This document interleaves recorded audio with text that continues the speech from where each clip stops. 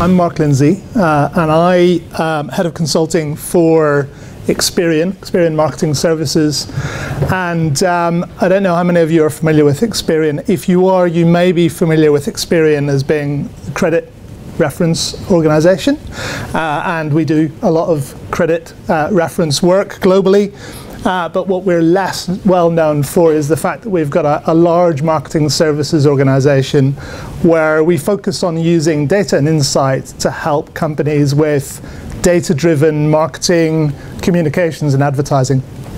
And a very big part of that is segmentation. So we build segmentation, which we call Mosaic, which classifies every single adult in the UK, but actually classifies 2 billion adults across the world into a variety of different types that are available, if you like, off the shelf that you can use to help understand individuals and use that to support communications and marketing and really support all of the messages that Graham has just gone through.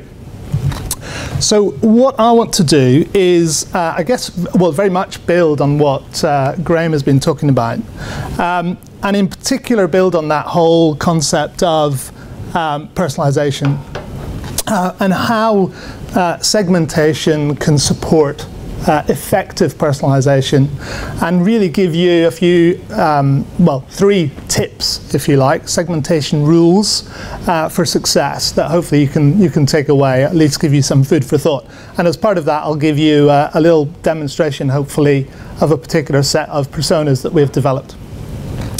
So the first thing is, we very much have a mantra in our organization about identity, intelligence, and interaction are really the 3 components of effective personalization. So if you understand who people are, you actually really think about what they need, want, and how they behave, and think about that intelligently, and actually bring that into your interactions with people.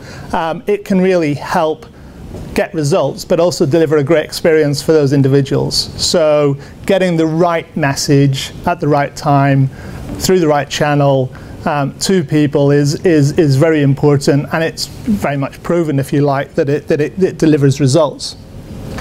But as Graham said, and as with any solution or capability, there's always challenges with these things. There's a trade-off to be made between that goal of working at a very granular level of understanding individuals and communicating with them, and all of the complexities of doing that at scale, and also in today's world keeping on the right side of privacy concerns and also just people's attitudes towards Big Brother, if you like. So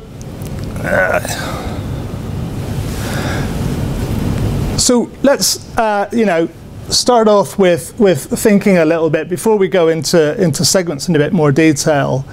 Think about that challenge of how do we engage. We've got a brand, employer brand. We've got some values. We've got some beliefs that we've got, and we want to make sure that we're communicating those in the right way to the right people.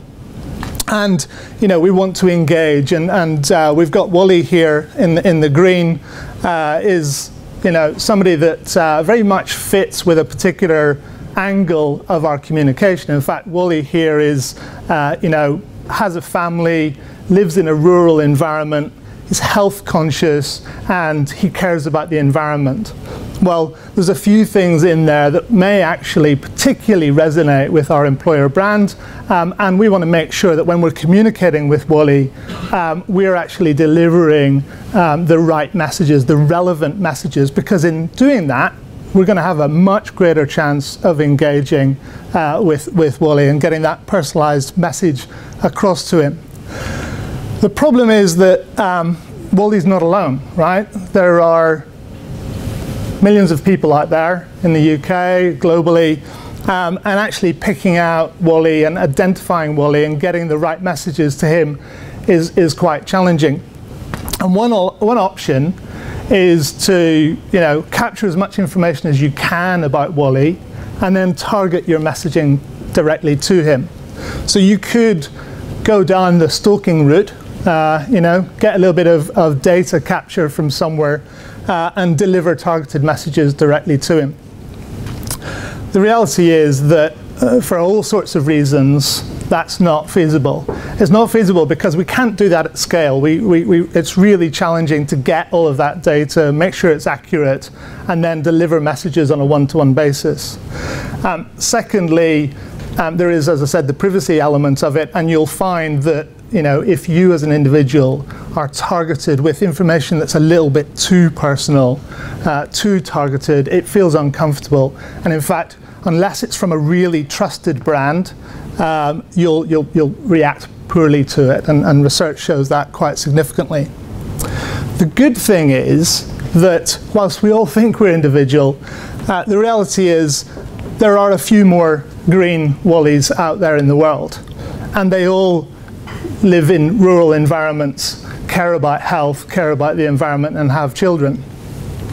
So actually this group of green wallies, we can pull together and treat them as one set of people. We can treat them as a segment. We can treat them as a persona. And it means that, one, we don't have to capture so much information, but also we can communicate in a less intrusive way with this group of people. And so instead of talking about Wally, we can just talk about our green segment and make sure that our messages and our communication to the green segment are appropriate. So segments can truly help in that respect. They really help in many different angles. So how do we make it work? How do we get the best out of segmentation? So as I said, we work in an environment where we live and breathe segmentation. If you like, we're professional segment builders. We collect data from all around the world. We refine that information and turn it into a number of different segments, segmentation solutions. We also are helping organizations do that with their information and their data. And these three, if you like, tips are really, I mean, it could go much wider than this, but just a few things for you to think about, and what we're seeing today as some of the challenges when people are adopting a segmented approach to their communications. So I'm going to go through each of these in turn. So defining clear objectives, think digital, make it actionable. So the first one, and I'm not going to run through all the detail if you're worried about the eye chart here, but the first one is clarity of purpose. So we come across a lot of organizations that say, we want a segmentation. Yeah, okay, why do you want the segmentation? And actually, either they haven't thought about it or they want it to address absolutely everything. It seems to be polarized one way or the other. Personally speaking, direct correlation between success and how clear you are about the purpose for the segmentation. And don't worry about having multiple segmentations. In an ideal world, you'll have one, and you'll have one voice of the truth around who you want to communicate with and the different personas. But it may be that to meet different purposes, you need multiple segments. And to give you an example of that for our organization, we've built a segmentation that looks at people in the UK from a lifestyle perspective. And when we found that actually you want to understand people from a financial perspective, that really didn't work in enough detail. And so we've produced a second segmentation looking at financial elements of individuals. So you can combine those two together to say, yeah, I'm interested in families in rural environments, but then also I'm interested in people that have got a high level of financial sophistication and are maybe of a particular affluence level. And you can get the join between those two to get the right audience for you. So within this clarity of purpose, you quite often may need to make compromises, if you like. So, and we'll come on to this in terms of making a segmentation actionable. But quite often you might find that the information that supports a segmentation in terms of defining the personas is not information that's readily available for everybody. Okay, so I could take this room, for example, and I could ask you a series of questions about what you think about segmentation, and I could divide the room into cynics and believers and say, right, the world is split into cynics and believers. That's great. I've got 2 segments, and now I can apply that to the rest of the world. The problem is you can't apply it to the rest of the world, because to apply it, you actually have to go and ask people every time you come across them, are you a cynic or are you a believer? So that data is not available to you to identify those segments. So sometimes you have to make compromises in your segmentation, and that's quite often based on the amount of information and data that's available to you about the people that you're trying to segment. So different types of segmentation, different levels of complexity, and to be honest, different levels of cost as well. So you know, looking at a segmentation and the return on the investment of building a segmentation, you may find that actually using something that somebody else has developed, which is maybe less expensive than building an entire custom-built segmentation for yourself, is more appropriate. So you do need to look at the business case around the individual elements. So the next bit is around Think Digital, and this is where what we're seeing quite often is people thinking about individuals without paying enough attention to who those individuals are online. And you know, the understanding, you know, what your attitudes are, what your life stage is, where you live, what your interests are, is all great. But actually, when it comes to communicating with people, you're probably going to want to communicate with them in the digital world. So understanding them from a digital perspective is really important. And what I wanted to do was sort of kill 2 birds with 1 stone here. So one is to give you a little bit more insight into what I mean by that, and understanding people from a digital perspective, but also wanted to just give you a feel for what a segmentation might look like and what personas might look like in real life. So if this works well, I'm going to give you a quick demonstration of these digital personas, or certainly one of those personas. So if you bear with me a second, I'm going to put the microphone down just while I get this up.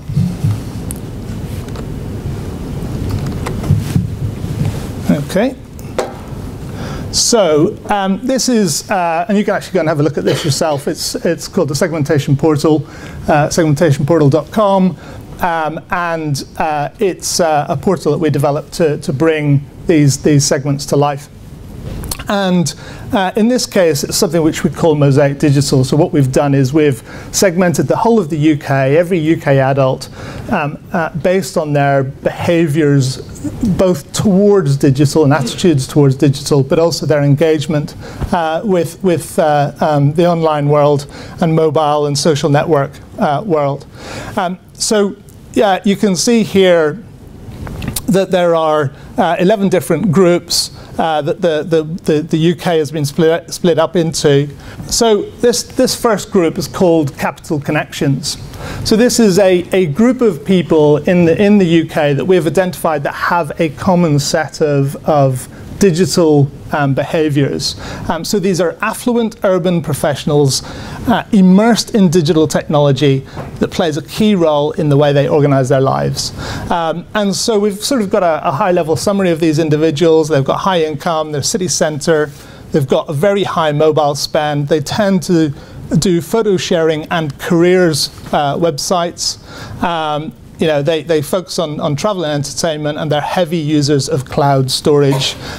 We can see other information, typical age, their technology ownership. So mobile is quite high, so 100 is an average score here. So mobile's high, tablets high.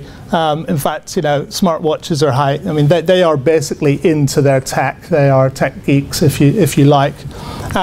Very internet savvy. And what we can do is we can, you know, drill into this in a little bit more detail to really understand more about, for example, how they communicate. So, you know, how often do they access Facebook? Well, you know, actually, this group of people, you know, are slightly less frequent Facebook users than other areas and other segments. But all of this information is really building up a picture of who these people are. And of course, it's information that will help understand how to communicate with these people and what to communicate and what messages to deliver to them.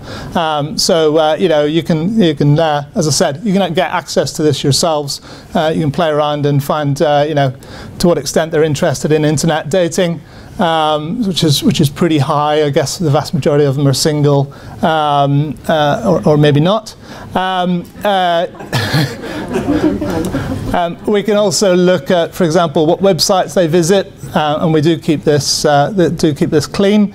But you can see, for example, that you know, maybe if we drill into business and finance websites, we can see where they over and under index, so where they tend to be spending their time. And this, as I said, you know, we can use this either to just understand them a little bit more as individuals, or we can actually inform our entire marketing strategy around this and go, okay, if I'm going to place an advert somewhere, well, you know, accountancy websites would be a good place to do it, because actually these people who I'm particularly interested in reaching, or with a particular message, that's where they tend to be hanging out, or they're hanging out there more than other people. So this sort of depth of information can be very useful in that respect. And down at the bottom, we can see there's about 2.2 million of these individuals in the UK, and this is going to be relevant to my next point about actually understanding how we use this information. So as I said, Segmentation Portal, have a look at it. You can only have a look at the one segment, which is capital connections, but you can do that to your heart's content. The rest of them we lock off.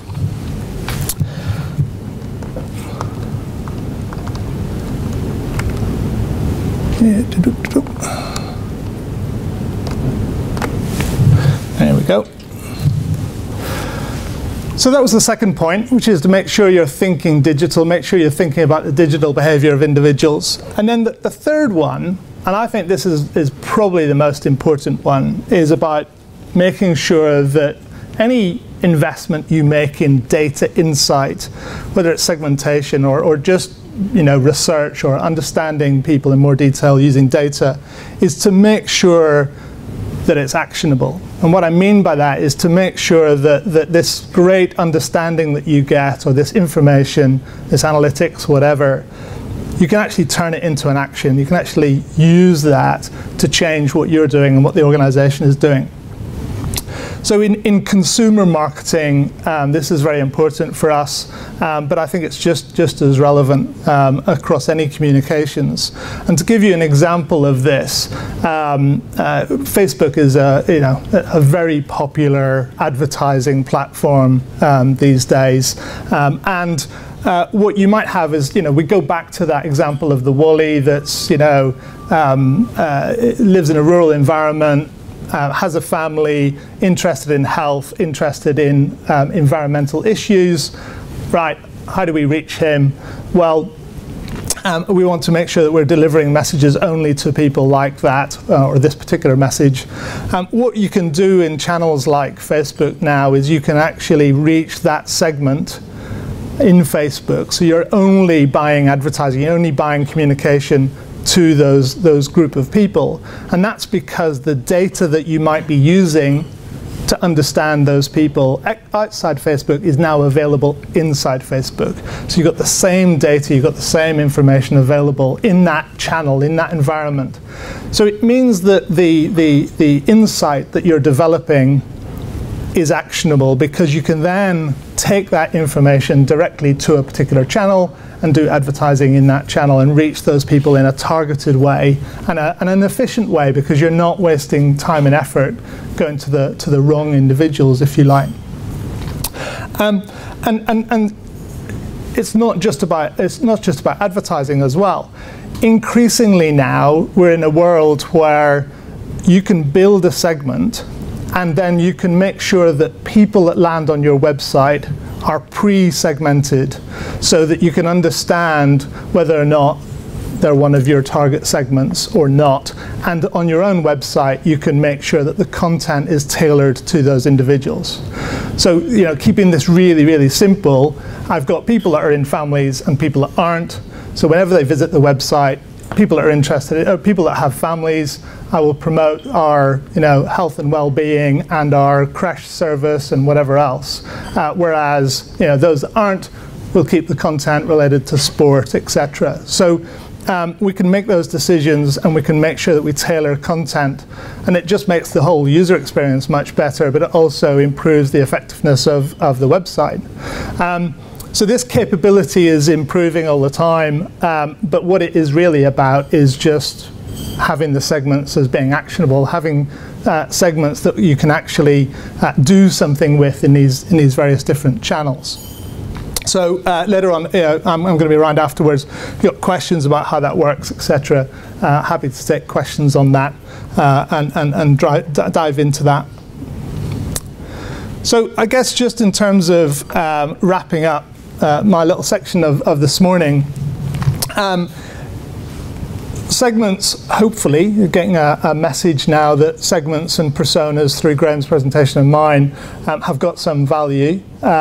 They help filter out people that maybe you don't want to speak to. They also help improve the relevancy of the communications that you are delivering. And also they help with insight. They help you understand who these people are and what their wants, needs, wishes and attitudes are as well.